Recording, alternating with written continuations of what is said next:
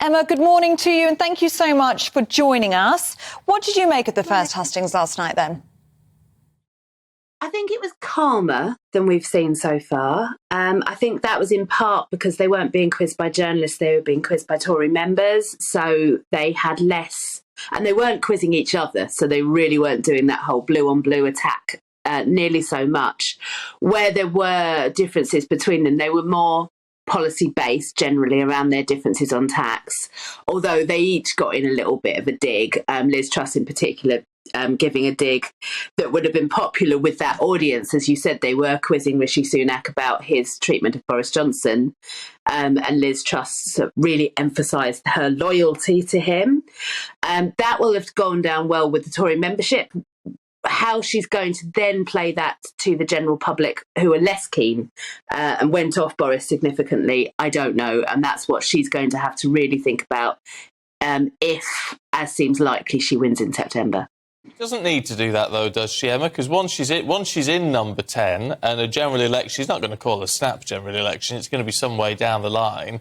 That issue's going to fade away, isn't it? I don't know that it will, because the issue isn't this single individual.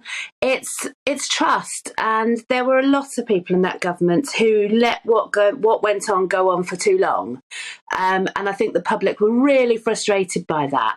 And it's not a case of, oh, Boris is gone, therefore everything has changed. It's a case of, Boris is gone, but you have to prove you've changed, and I think she's going to have to do things that will have the public really believing that things in government have changed, that government priorities have changed.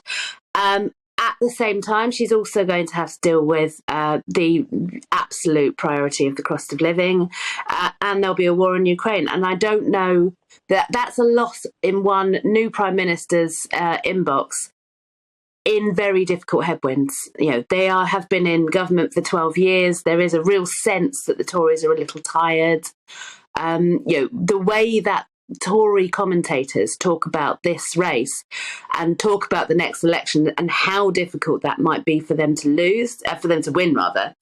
I think she's got to do things that make her look different from Boris, and I think being the loyalty candidate makes that harder.